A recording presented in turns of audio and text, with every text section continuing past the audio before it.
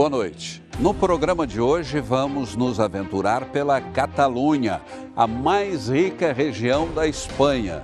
Uma viagem de inesquecíveis descobertas. Barcelona, que outra cidade exibe tantas e tão incríveis obras de arte a cada esquina? A Igreja da Sagrada Família, uma impressionante Bíblia de pedra e o bosque colorido pela luz dos vitrais. A ousadia também está nos fantásticos castelos humanos. Homens, mulheres e crianças desafiam a gravidade para montar torres vivas de até 7 andares. E o que dizer dos campos onde se produz um dos melhores vinhos da Europa? Dos mercados que oferecem as mais saborosas comidas do planeta? Da obra do genial Salvador Dalí? Começamos nossa jornada com o impacto de atravessar uma ponte construída há quase 1000 anos.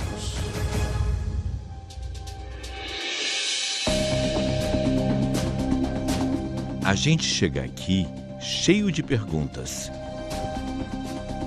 Estamos em uma nação dentro da Espanha e mais antiga que a própria Espanha, Catalunha. Como um povo de raízes simples e humildes conseguiu criar cidades bela como esta em que vamos entrar e produzir alguns dos maiores gênios da história da humanidade.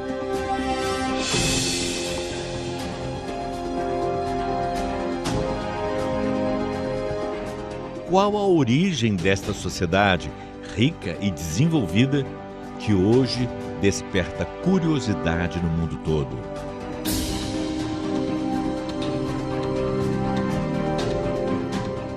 Estou atravessando a ponte sobre o rio Fluvià. Uma ponte construída há 1000 anos.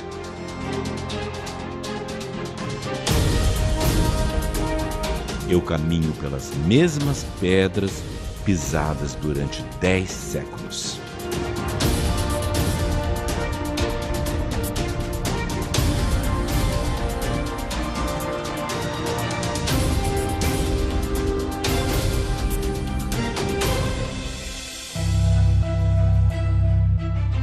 Do outro lado, esta maravilha medieval, a cidade de Besalú. Vamos começar aqui nossa viagem em busca da alma catalã.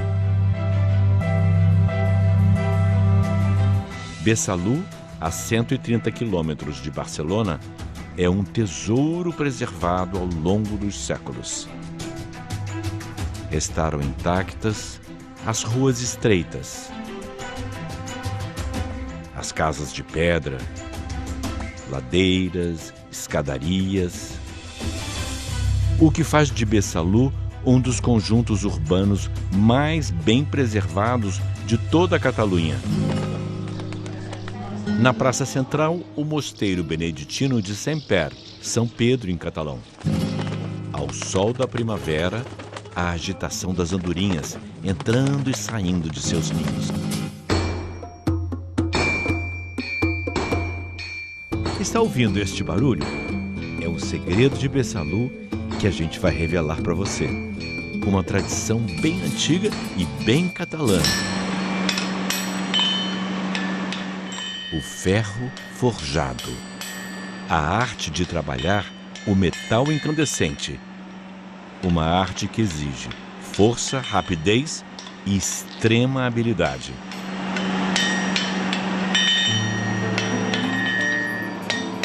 O ferreiro Joel é formado em engenharia, mas largou a profissão que exigiu anos de estudo para seguir o caminho do pai e do avô. A paixão despertou bem cedo. Joel tinha 13 anos quando fez a primeira peça.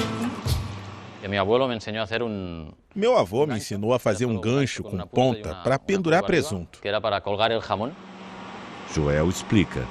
É preciso cuidado e muita atenção com o fogo. Sempre é muito importante que aprendam que É muito importante que se aprenda que o ferro trabalhado fica quente por um tempo. Esse aqui, que acabei de trabalhar, não pode ser tocado. Posso?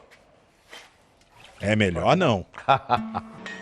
E pelas mãos deles saem pequenas rãs, puxadores em forma de cobras, objetos e mais objetos com os mais diferentes formatos. Olha só, é feita em ferro.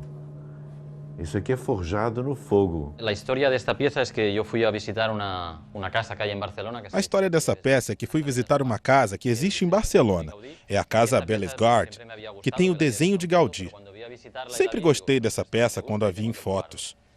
Aí visitei, gostei e resolvi tentar. Gaudí e Barcelona, quase sinônimos. Na capital da Catalunha, obras do arquiteto modernista Antônio Gaudí estão onde menos se espera. Veja estas cobras azuis no alto deste poste. São de ferro forjado e um dos primeiros trabalhos do arquiteto na cidade. Os postes estão na Praça Real, construída em meados do século XIX. Antônio Gaudí buscava a natureza e a beleza em tudo que fazia, até numa simples cerca como essa aqui, onde ele reproduziu o formato de um tipo de palmeira que existe no Mediterrâneo e que havia no interior deste terreno antes da construção da casa. Esta é a Casa Vicens, em Grácia, um bairro de Barcelona. A primeira mansão que Antônio Gaudí foi contratado para desenhar. Os materiais preferidos do jovem arquiteto já estavam lá: ferro forjado, pedra e cerâmica. A casa é hoje um patrimônio mundial da Unesco.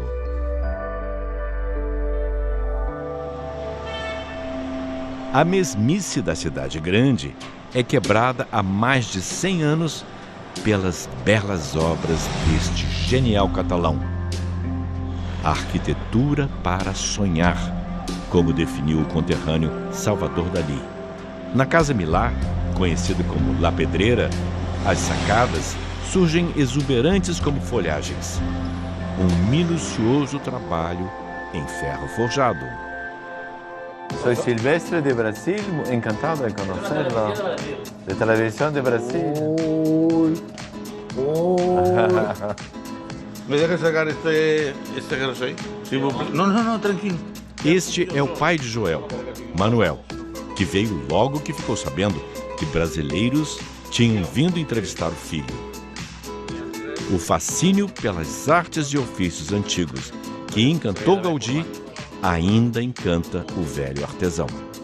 Los que estamos enamorados deste trabalho. Nós, os apaixonados por este trabalho, sabemos como é bonito. Porque podemos fazer com um pedacinho de ferro, um anel, pingentes, uma grade, se o pedaço for maior, claro. Podemos fazer o que quisermos. É a satisfação de fazer, de trabalhar. De um simples pedaço de ferro incandescente, vai surgindo uma boca, a marteladas. Depois, com outra ferramenta, a peça ganha olhos.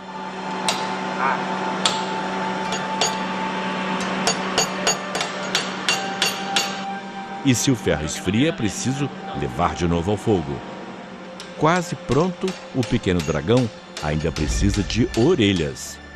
E em poucos minutos, mais uma obra de arte. Beleza e força num pequeno pedaço de ferro. O Joel está reclamando que não ficou perfeito. Por que não está perfeito? Porque há um olho que ha quedado mal. Um dos olhos não ficou bom. Um objeto lindo, mas aí, claro, o bom artesão reclama que o olhinho não está perfeito. É um dragão vesgo. Sim, a verdade é que sim. Uma das mais famosas obras de Gaudí é uma casa-dragão.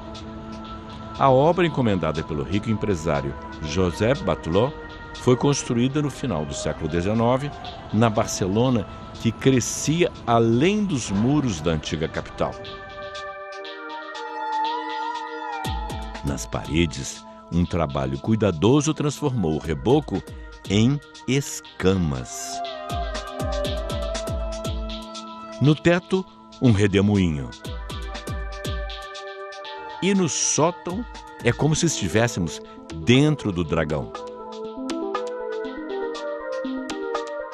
A jovem guia mostra encantada cada detalhe.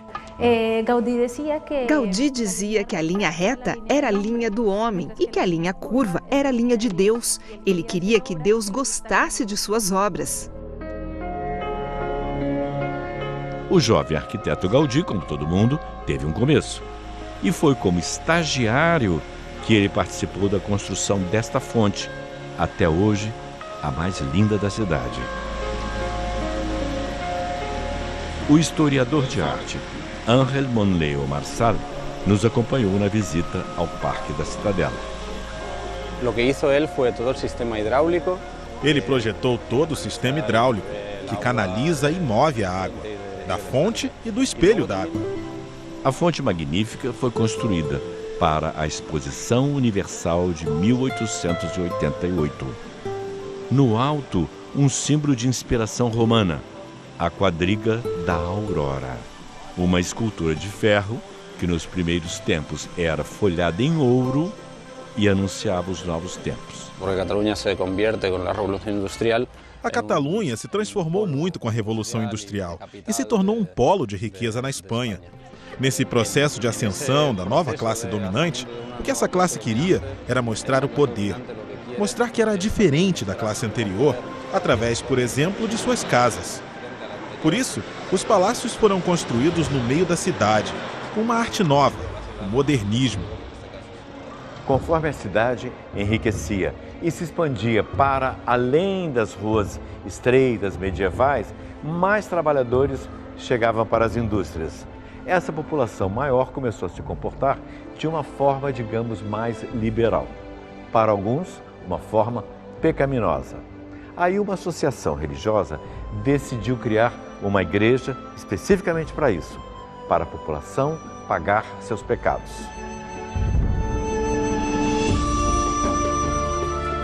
A igreja está em construção até hoje, quase 140 anos depois. O nome oficial, Templo Expiatório da Sagrada Família, mais uma obra majestosa de Antônio Gaudí. A história de Jesus se revela em cada escultura. É uma Bíblia de pedra. Na fachada do nascimento de Cristo, vemos os Reis Magos. A apresentação do menino Jesus no templo. Uma fascinante viagem nos fundamentos do cristianismo. Do outro lado, na fachada da Paixão, está o Calvário de Cristo. Jesus crucificado, o sepultamento e até mesmo Verônica, que teria enxugado o rosto de Cristo com seu véu e dado origem ao Santo Sudário. Mas é lá dentro que Gaudí deslumbra ainda mais. Ele acreditava que o contato com o divino só poderia ser feito através da natureza. Queria que o interior da basílica fosse como um bosque.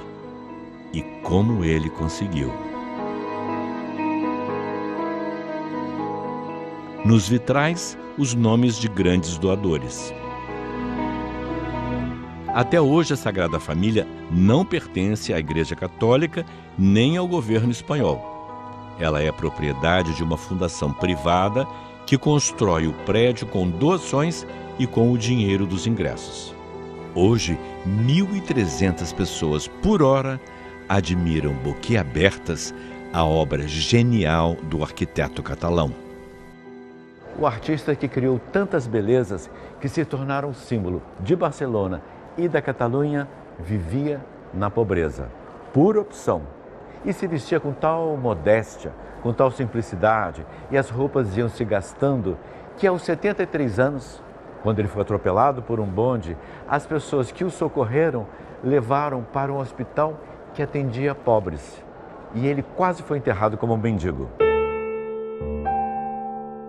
Gaudí ganhou lugar de honra na cripta da Sagrada Família. E a obra segue em construção. Quando estiver pronta, serão 12 torres lembrando os apóstolos. 4 delas maiores, simbolizando os evangelistas. E uma torre central gigante, representando Jesus.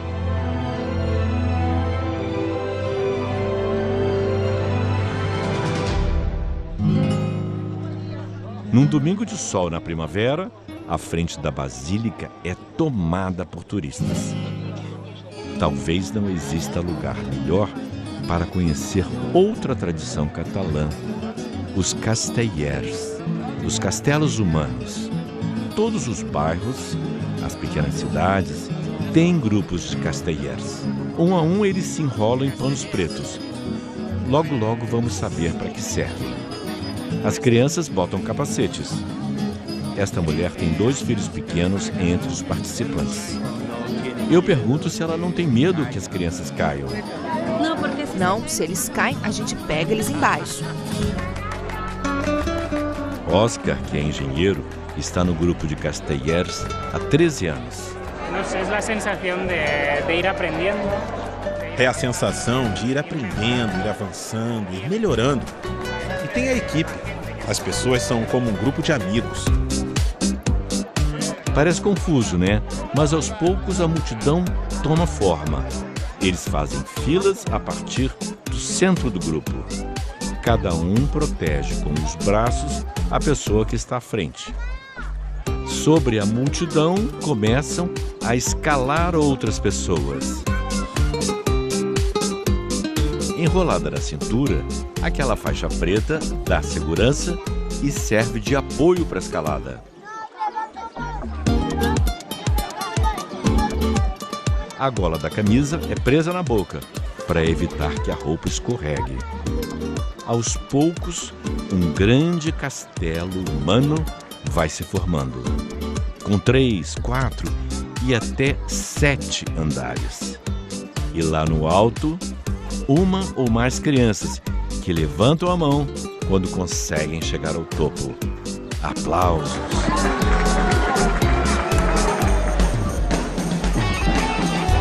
No passado, as mulheres não participavam, mas hoje elas estão na base e no alto dos castelos humanos. Consuelo, mulher de Oscar, não pode participar, mas só por alguns meses, porque está grávida. Na casa deles, conhecemos também o Tristan. Vai ficar famoso no Brasil. Sim, obrigado. Oscar e Consuelo se conheceram na Andaluzia, uma outra região espanhola onde ela nasceu. Ele, catalão, ela, andaluz. Há anos que a Catalunha tenta, sem sucesso, independência da Espanha. Mas as disputas políticas não afetam o casal. Para eles, as desavenças entre a Catalunha e a Espanha são um pesadelo, do qual é difícil acordar. O problema de tudo isso é que não há diálogo. É triste quando se pensa que poderia haver uma solução e não querem. No final, o que se está criando é ódio entre ambas as partes, ódio entre as pessoas. Isso é triste. A andaluz Consuelo prefere celebrar a cultura catalã no que ela tem de mais expressivo, os castelos humanos. Há 4 anos, quando cheguei aqui na Catalunha, onde se fala o catalão, eu queria aprender. E como Oscar diz, a melhor forma de aprender catalão é convivendo com muita gente. Consuelo conta que teve medo no início, mas a curiosidade e a vontade de participar superaram os receios. Eu pensei que esse grupo, se caísse, cairia assim. Então a criança iria cair fora do castelo. Mas não é assim. Se ela cair, cai para baixo, não se machuca. E as quedas acontecem? E como? Neste flagrante, ninguém se machucou. E logo, estavam tentando mais uma vez.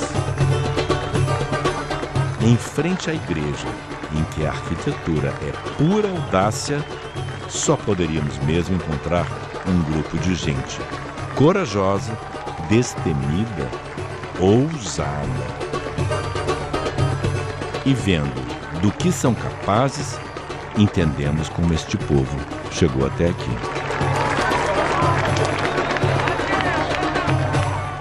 O mercado que oferece as mais saborosas comidas do planeta e a Virgem Negra de Montserrat. É daqui a pouco.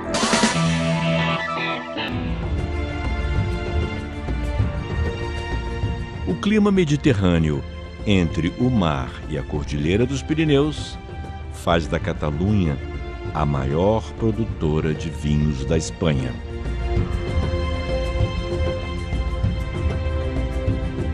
Pequenas e grandes bodegas, como eles chamam as vinícolas, produzem alguns dos melhores vinhos do mundo. Nesta bodega, 60% da produção vai para exportação.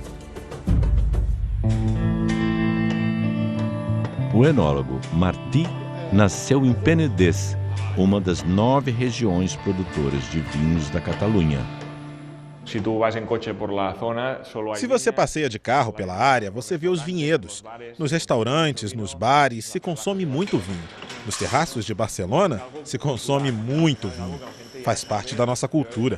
Eu gosto de tomar um vinhozinho, mas, francamente, não entendo nada. Ou não entendia até hoje, porque o Martí vai me explicar um pouco como funciona o saborear o vinho. Me explique, por favor. Martí explica que quanto mais seco o ano, menores as uvas e mais intenso o sabor e a qualidade do vinho. O enólogo diz que a cor cereja indica um vinho ainda jovem, com muita vida. Então, abre-se o vinho... Serve e deixa parado. 5 minutos, 10 minutos. Vai sentindo o aroma, provando e vai vendo o vinho crescer. Isso é um bom sinal. Eu não percebo esses diferentes aromas, pimenta, barril, madeira. A madeira não? Não, eu sinto um cheiro bom, mas não muito mais que isso. Mas te gusta? Sim, Esto es lo importante. Sim, gosto. Esto es lo importante. Barcelona, à beira do Mediterrâneo, reúne as delícias que vêm do interior da Catalunha e as novidades que sempre chegaram pelo mar. E existe um lugar onde todos os melhores produtos se encontram para a alegria de catalães e turistas. Hambúrguer com espinafre e mussarela fresca. Uma delícia, né? O povo aqui adora comer. E aqui nesse mercado popular, chamado Boqueria, tem de tudo. Desde carnes, embutidos, linguiça, queijo, champanhe, ou, se preferir, uma empanadinha. É um mundo de sabores. No estande de Dona Susana, nem ela sabe dizer quantos tipos de azeitonas tem para vender. Elas chegam de todo o Mediterrâneo. São gregas, italianas, espanholas, catalãs e recheadas com frutos do mar, queijo, polvo e camarão, anchovas e pimentão. Quanta coisa você pode inventar com azeitonas? Tudo o que eu quiser. Aqui embaixo ainda tenho mais. Tem ainda as picantes, as recheadas com amêndoas, com limão e estas morenaças, como eles chamam. Que bonitas são. Boas e baratas e o serviço estupendo. Muito bueno, muitas graças. Na seção de frutos do mar, as pessoas também podem provar ostras ali mesmo, no mercado. 3 por 7 euros. Muy bien, muy bien. Neste bar, as pessoas vêm almoçar aqui mesmo no balcão. Fiz um cortado para meu amigo. Juan está aqui há 70 anos. A loja era da mãe dele. Para ele, a boqueria é o lugar onde se encontra todo tipo de pessoa. Gente boa, gente ruim, gente estrangeira, gente da península, de toda parte. A tradição de comer algo assim bem rápido, ali mesmo no balcão, é muito forte na Catalunha. Uma delícia imperdível daqui são os montaditos, tá vendo? São sanduichinhos pequenos, na base de 2,50, 3,50 euros. E agora a gente vai ver alguns exemplos que o Kim vai mostrar para nós. Montaditos mesmo. O sanduíche é bem pequeno, aberto, montado em cima de um pedaço de pão. Pão, queijo cremoso, coração de alcachofra por cima, um pouquinho de tomate seco. E esse que é? Azeite? Ah, agora que vai por cima. Esse aqui é um caviar, é uma ova de peixe. Neste outro vai um pedaço de pimentão vermelho em conserva e depois sardinha em lata. Em cima da sardinha, umas cebolinhas cortadas. Sobre elas, uma pasta de azeitona. E isto é pimenta? Una piparra, una guindilla. Azeite? Aceite, um pouco de vinagre e orégano. Estas pequenas porções servidas nos bares espanhóis são chamadas de tapas. Conta a lenda que um rei espanhol determinou que se servisse algo de comer nas tabernas para acompanhar as bebidas e evitar grandes porres. Os donos passaram a tapar os copos com alguma comida, pão ou presunto, para evitar que as moscas caíssem na bebida. Tapas, porque tampava. Sim. Para Quimé, o prazer é encontrar os produtos, fazer os montaditos e manter a tradição. Foi uma sorte nós aprendermos a fazer essas coisinhas. É muito mais divertido do que simplesmente abrir uma lata e servir. Dá muito mais trabalho, mas é muito mais divertido. As possibilidades são infinitas, mas a arte de juntar sabores já consagrou combinações imbatíveis. Este, por 3 euros, vai com iogurte, salmão, mel trufado e shoyu. Miel trufada. De trás do pequeno balcão saem maravilhas. Para quem gosta de doce, e até para quem não é muito chegado como eu, existe uma sobremesa famosa aqui, que todos adoram. E é feito com coisas simples, é tal da crema catalana. A receita está na família de Dona Mercê Viader há 100 anos. É importante usar leite e ovos frescos. Mas tem ainda outro segredo. O segredo de nossa crema é que toda a mezcla se hace em frio. Tudo vai ser misturado no frio. Na mistura vai açúcar, nata, gemas de ovo, farinha, cascas de limão e canela, que é melhor quebrar na hora para extrair melhor o aroma. Dona Mercê conta que o dia clássico de comer crema catalana sempre foi o dia de São José, o começo da primavera, 19 de março. As galinhas põem muitos ovos, tem muita abundância de leite. É o dia tradicional de comer a crema. Depois de misturar tudo a frio, a panela vai para um banho-maria, onde cozinha muito lentamente. Quando a mistura começa a ficar bem cremosa, é hora de servir nestes pequenos pratinhos. É preciso ir rápido para que não fique muito denso. E no final, um toque especial. Um pouco de açúcar e, em segundos, uma deliciosa crosta queimada se forma sobre o creme. Agora vamos provar, né? Que linda, olha que bonito que está.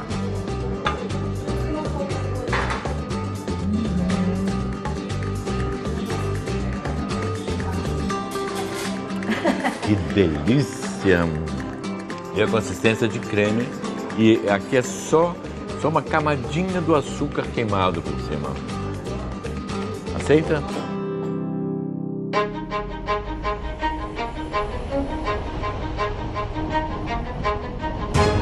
Deixando Barcelona para trás, subimos a montanha em direção a noroeste. Pela estrada sinuosa, cada curva vai revelando os rochedos de um dos lugares mais bonitos da Catalunha. Estamos chegando a Montserrat, a 50 quilômetros da capital. Um lugar cheio de história, cultura e religiosidade. Conta a tradição que no ano 880, um grupo de meninos estava brincando aos pés dessa montanha quando ouviu um canto. Um cântico muito bonito. Olharam para cima e viram que também havia uma luz saindo entre as pedras. Curiosos, eles foram até lá e quando chegaram, havia uma caverna. E dentro da caverna, a grande surpresa. Lá estava Nossa Senhora de Montserrat, a Virgem Negra, padroeira da Catalunha. Desde a Idade Média e ao longo dos séculos, a lenda atraiu para cá peregrinos e fiéis católicos que vêm conhecer a santa. Um imenso mosteiro guarda hoje a tradição que começou com Nossa Senhora de Montserrat.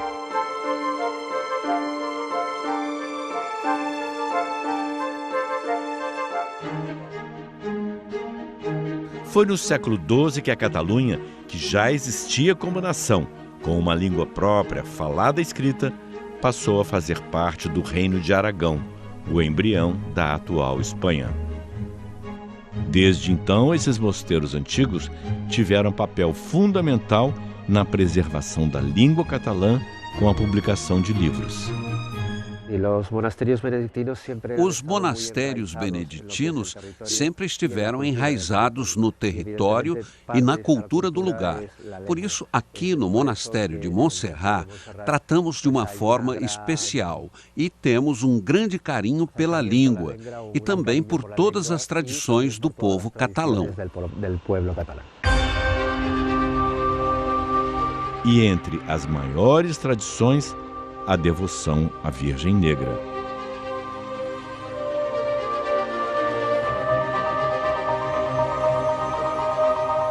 A cor tem origem numa pintura de verniz para madeira usada para proteger a imagem desde o século XII. Os fiéis formam fila para chegar à imagem, que fica numa redoma acima do altar.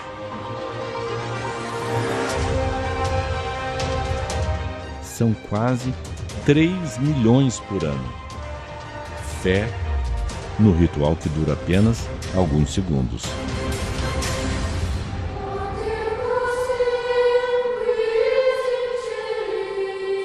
Até hoje, toda tarde, meninos cantores relembram com suas vozes parte da lenda que deu origem à Basílica. O coro de 50 jovens, um dos mais antigos da Europa, é famoso pela beleza das apresentações. Primeiro entoam a oração do Pai Nosso, na forma de um cântico.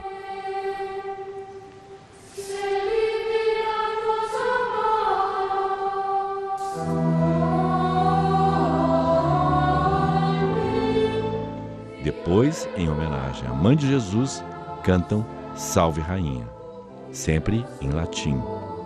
Beleza e encanto, como é feito por aqui há quase 800 anos.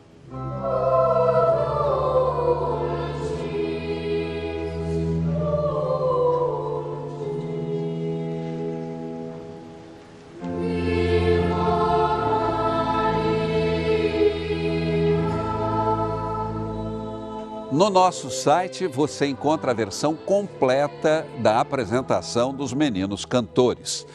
E no próximo bloco, as criações de um gênio do nosso tempo. É daqui a pouco. Viajamos ao extremo leste da Península Ibérica, bem perto da França. Aqui, às margens do Mar Mediterrâneo, uma das mais belas cidades espanholas, Cadaqués.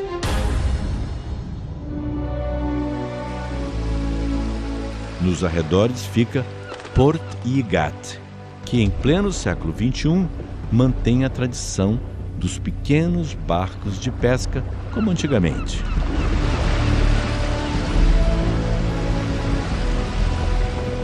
Pelas 9 da manhã, eles voltam com a pesca do dia.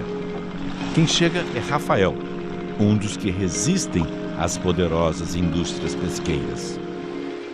Os belos dias de sol da primavera ajudam o trabalho dele, depois dos meses fracos de inverno.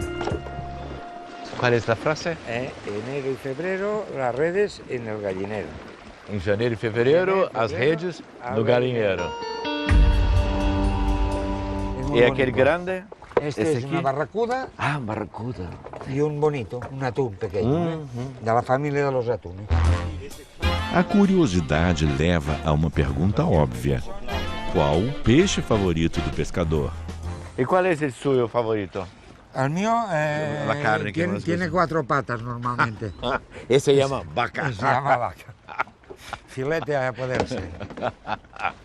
Ele é pescador, mas a carne favorita dele é de vaca. Em casa del herrero, cuchara de pau. Casa de ferreiro, espeto de pau. Naquela casa toda branca, ao lado do pequeno porto onde Rafael trabalha, morou um dos mais ilustres catalães, Salvador Dalí. O espírito de rebeldia, de independência, de originalidade aparece claramente nas obras de arte produzidas na Catalunha. E nenhum artista no mundo surpreendeu tanto e continua surpreendendo quanto Salvador Dalí, que era catalão. Eu estou dentro de uma obra de arte, o retrato de Mae West, uma atriz de Hollywood do passado. Os olhos são 2 quadros, o nariz, lareiras, e a boca é um sofá. Uma obra que entrou para a história da arte. Esta é uma das muitas salas do Museu Teatro de Salvador Dalí, em Figueres. O museu está sempre cheio. A arte de Salvador Dalí fascina jovens, idosos, gente de toda idade. Para Montse Aguer, diretora do museu, o motivo de tanto interesse é porque Dalí quebrou barreiras e se dirigiu a todos os públicos. Dalí, sobretudo, é um artista que sabe antecipar-se a seu tempo. Dalí é um artista que soube se antecipar ao seu tempo, sobretudo na época em que viveu na América, de 1940 a 1948. Ele descobriu o poder dos meios de comunicação e começou a desfazer as diferenças entre a alta e a baixa cultura. Veja o retrato de Abraham Lincoln no alto do salão. Agora, mais perto, o que é que você está vendo mesmo? Dalí queria perturbar, chegar até o mais fundo do nosso pensamento. Ele era contra a interpretação única da realidade. Dizia que quando mais aprofundamos a realidade, mais rica, mais complexa, mais cheia de significado ela é. No Museu Teatro, Gala, a mulher de Dalí, tem lugar de destaque. Foi a sua grande companheira. O catalão sabia desenhar e pintar como os grandes mestres do passado. Este quadro é uma das maiores homenagens a Gala. Dalí pintou Galateia das Esferas depois da explosão da bomba atômica. No quadro, a desintegração do átomo ganha um clima de sonho. Ou seria pesadelo.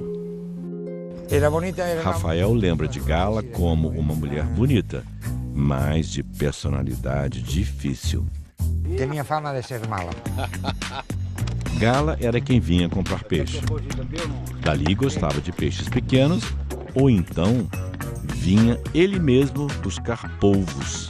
Não era para comer, era para fazer coisas esquisitas. Algum pulpo para fazer coisas raras.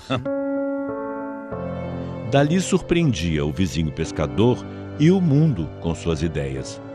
No quadro O Triunfo do Mar e em alguns outros quadros, ele usou polvos de verdade para imprimir imagens nas telas.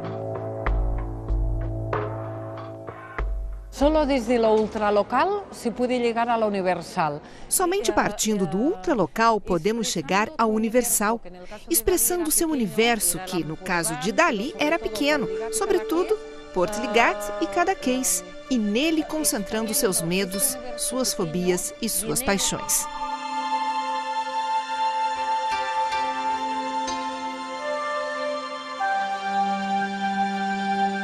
Mostrando um universo bem próprio e até pessoal, Salvador Dalí tentava se conectar com as pessoas. Os jovens de hoje falam que Dalí foi o primeiro criador dos selfies, um influencer. Dalí soube dar um grande valor ao espectador. E este pode ser seu grande legado. Uma obra só ganha sentido no contato final com quem vê. Fique agora com a série Máquina Mortífera. Um bom fim de semana e até a próxima sexta.